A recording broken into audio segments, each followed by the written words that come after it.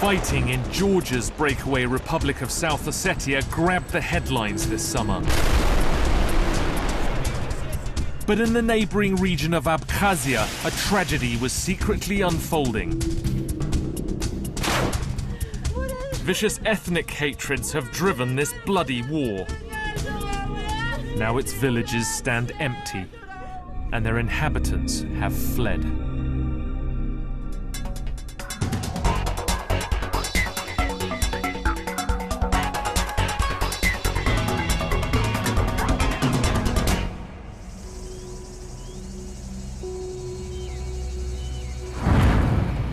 We arrived in Abkhazia, sandwiched between Russia and its enemy Georgia. Reports had trickled in of a battle in the Kodori Gorge, high in the Caucasus mountains. The Abkhazians warned us not to go there. The government's not too happy about us going. We've been told that we may be turned back. We're still going to try to get there anyway.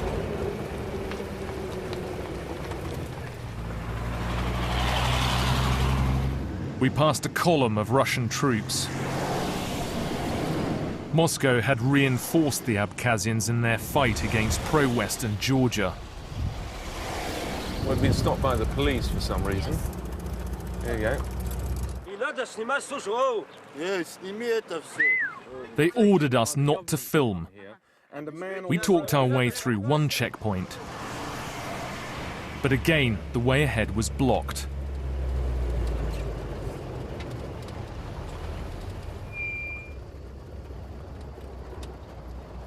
There's some troops here and an armoured personnel carrier blocks the way. Why are we not allowed in? Is there still fighting? The militia commander said nobody was allowed into the gorge. They just won't reveal why it is that we can't get up there.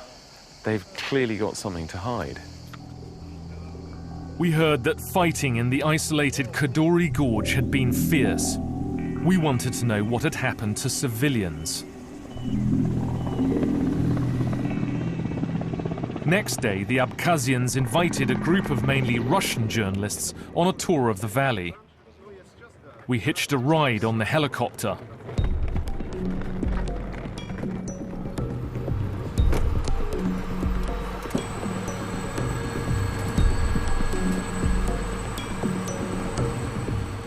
From the air, we saw villages that looked abandoned. For years, the Georgian military have had bases in this disputed territory. These now lay in ruins. The Abkhaz told us they had bombarded this stronghold. In a destroyed ammunition dump, unexploded ordnance littered the ground.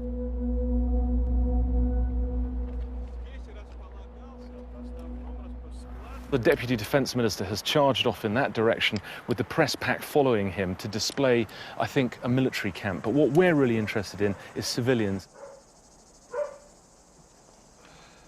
We slipped away, entered the village of Ajara, and found it eerily deserted. Should we go up here? The front door was open. Hello? Inside was a hastily abandoned meal. The inhabitants are nowhere to be found. Just all the sons of the family having left very, very quickly.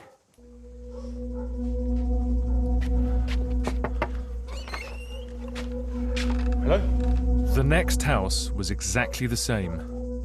Right, the place has been ransacked. Some things been smashed and every single drawer has been opened. And the place has been turned upside down. I don't know whether these people are dead or if they've run away. I just want to know their story because empty houses like this don't tell me the full story. And I don't think that the Abkhazian military are telling us the full story either.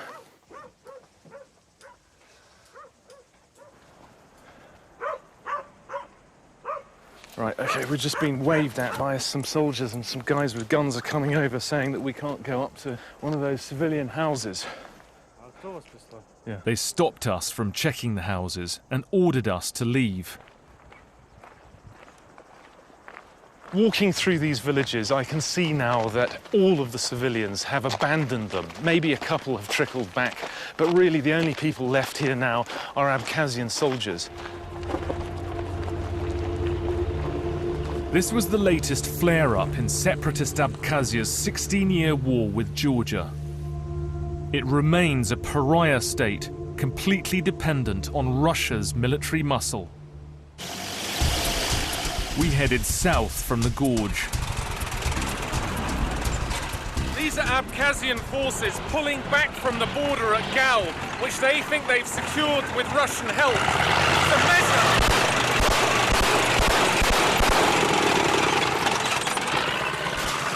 It's a measure of how confident they feel that they've secured their borders.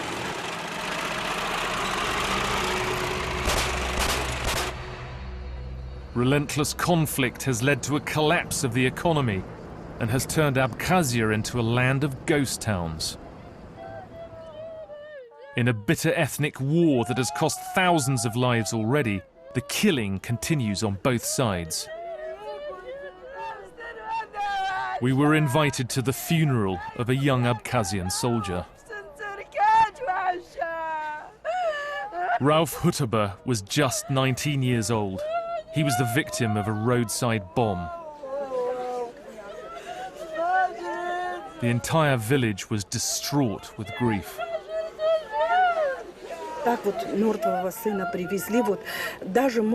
She said the boy was so badly mutilated, his coffin had to remain closed.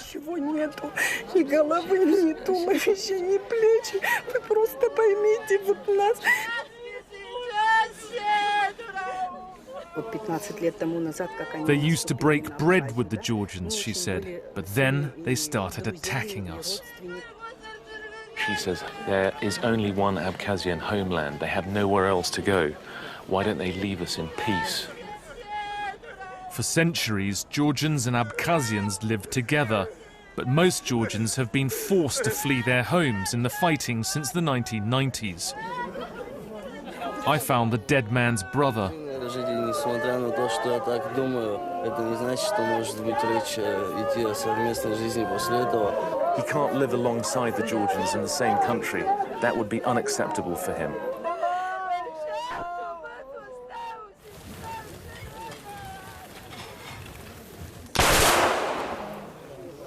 As they buried the boy, mourners vowed revenge.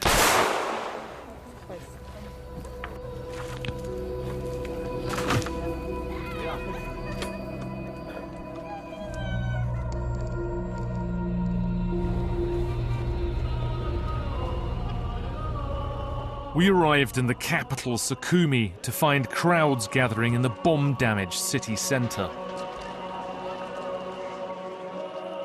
People are gathering for a nationalist rally in a square outside what used to be the government headquarters. It was destroyed during the fighting in the 1990s, and you can still see that it's a burned-out shell, like a lot else in this country.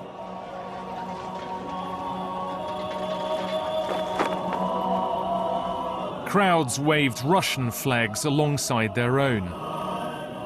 Without Moscow's money and guns, Abkhazia could not survive.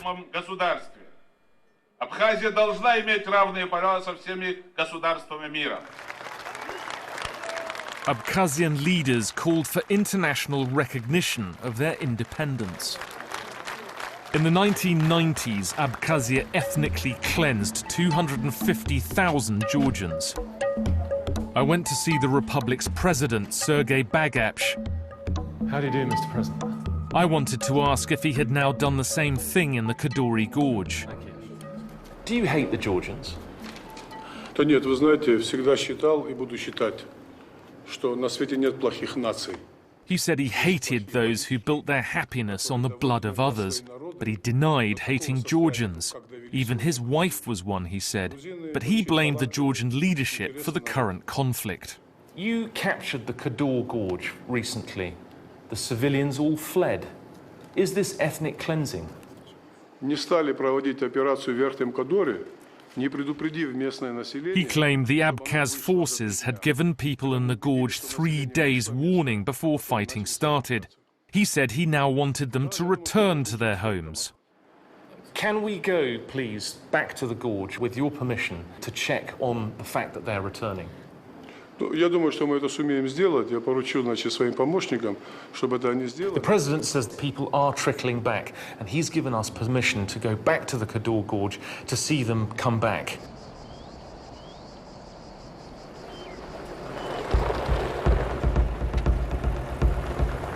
We set off up the gorge to test the president's claims. On the way, we drove through derelict towns, depopulated years ago, and now reverting to forest.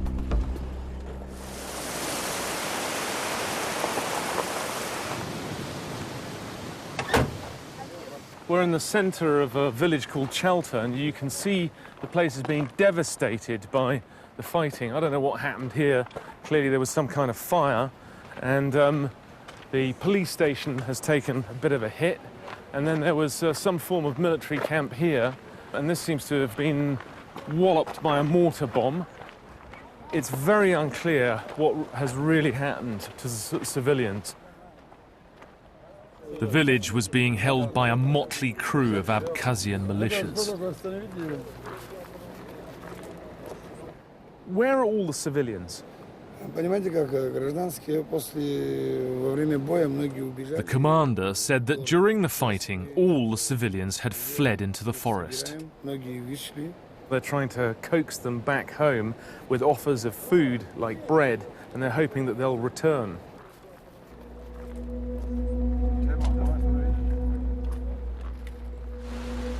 The people who lived here were from an ethnic Georgian minority called the Svans. Their villages had been heavily defended by the Georgian forces who had occupied this area. Was this a Georgian position? Да, это была испанская позиция. He said they were Svans or Georgians who had manned the gun. He made no distinction. And where are they now? Where are they now? Уехали, не знаю где. He said the Svans had gone. It seems some Abkhazian soldiers regarded the Svans as enemy combatants rather than innocent civilians. We came to a house and went to take a closer look.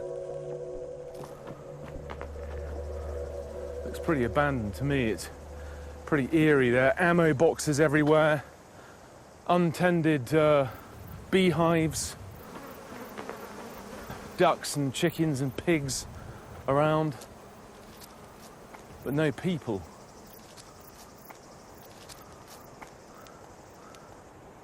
Where are the people?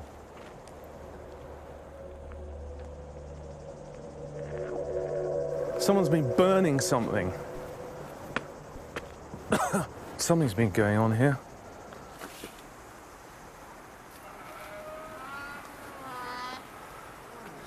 There's a bad smell coming from in here.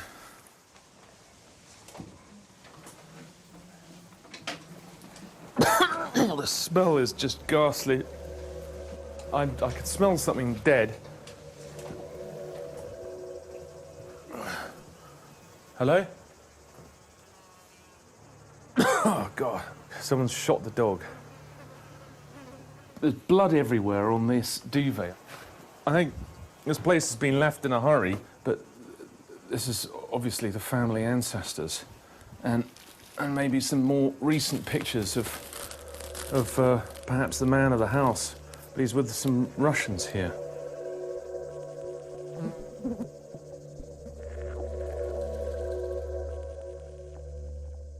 This is not what you do to a group of people that you want to stay. The government was saying that people had fled and that they were trying to persuade them to come back. But clearly, it's not intended that these people should come back.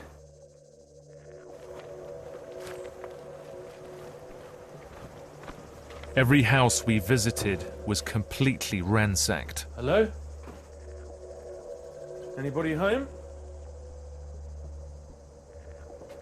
Hello? What we saw contradicted the president's claims that civilians were trickling back.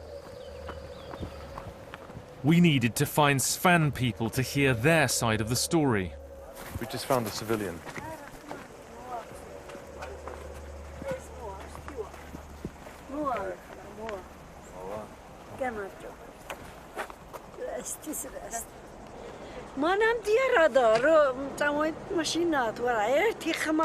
Dodo Guladani said villagers had heard explosions and gunfire.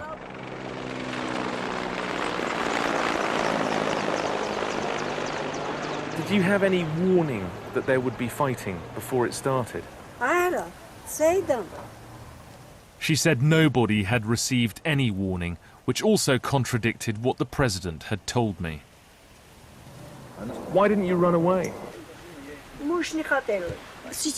She said her husband refused to leave, but that she did not know what had become of her daughter and 5 grandchildren. The woman's husband appeared. I went to speak to him, as our every move was watched over by an armed and angry soldier. How many people are there in this village at the moment?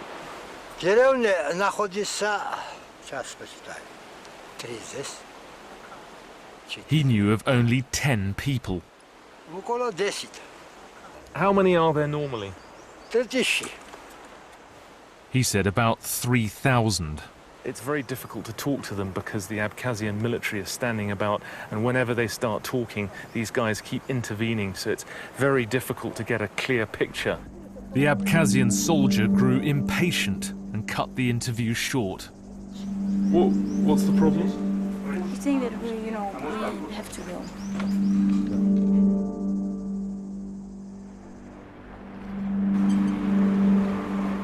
We heard the villagers had fled into Georgia. We headed to the Russian checkpoint that marks the de facto border between Abkhazia and its neighbor. But they refused to let us through. We've just been told to leave by the Russian forces, and although this is an Abkhazian border point with an Abkhazian flag, it's clear that the Russians are in charge.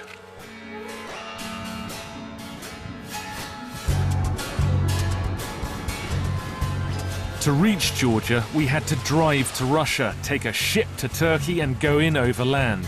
Instead of half an hour, the trip took 3 days. In the town of Kutaisi, we heard that refugees had arrived from the Kodori Gorge. We found them living in squalid conditions. There are collection points, they call them, where refugees are gathering, and they're given housing in places like derelict schools. We've just arrived at one building where we hear there are people from the villages that we ourselves visited.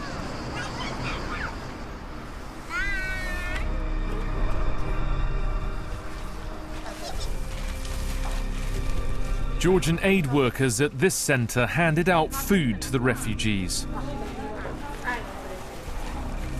I wanted to know about villagers from the part of the gorge we'd seen.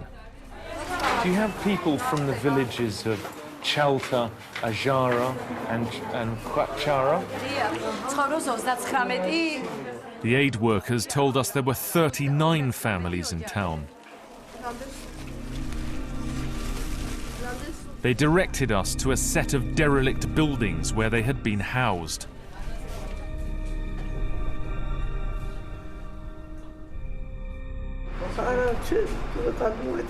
This woman cried as she asked if I had news of her missing husband. She feared he was dead. This woman is still looking for her husband from the village of Chalta. She says that they were separated during the attack, and she's not even sure whether he's alive. We'd been told where relatives of the elderly couple we had met might be found. Do you recognize that man?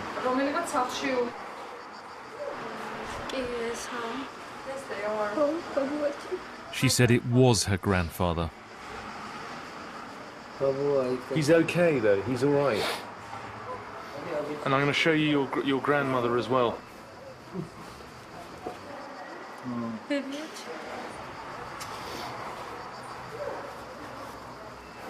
Grandma?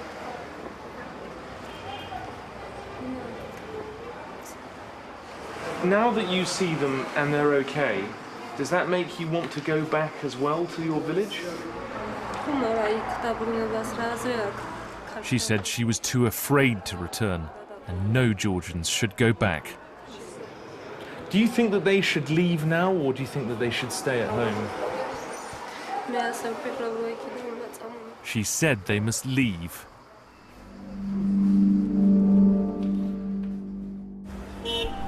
I wanted to find the family whose dog had been shot. I had a photo of the man with me from his ransacked house and discovered his name was Serediani. We got a call to say he was staying at a nearby refugee center with relatives. We've tracked down, we think, one of the people from one of the abandoned houses, the one with the dead dog. And he's now living with his son, we hear. Oh, that's him. That is him. That's him. How are you? I think that we went to your house. I'm sorry that we took it out, but we wanted to find a photo of you to identify you.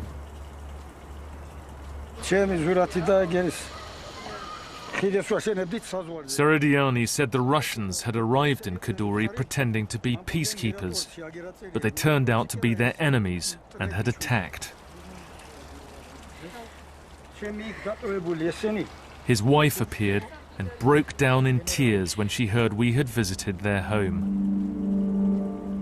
The Kodori Gorge had been a peaceful haven for these people. Now they owned nothing. One or two beds in each room, a few chairs, a very, very sparse way of life. This is what the people of the Kodori Gorge have been reduced to. Georgia has little money and no jobs to offer the refugees of Kodori. They face poverty here, while their rich farms turn to ruin back home.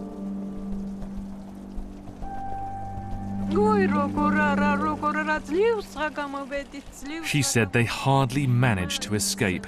They left at night. When the Russian forces saw the lights of their car, they started shooting at them. Do you think that you could return now?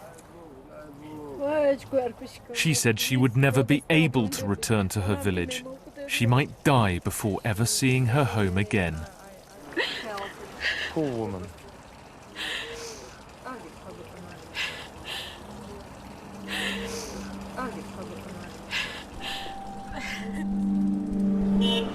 In this latest round of fighting, Russian forces had not only conquered Kodori, but also occupied a swathe of territory in western Georgia. On the road, we spotted a crowd of protesters marching against a Russian checkpoint and demanding them to leave.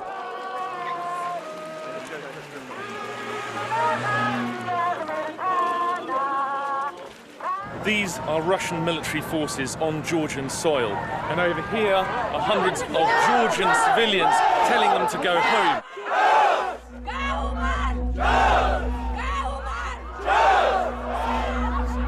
These Russians pulled back to Abkhazia after these pictures were taken. The empty Kodori Gorge is now the front line in the new Cold War. With tensions like these, the Svan refugees have little chance of ever being able to go home.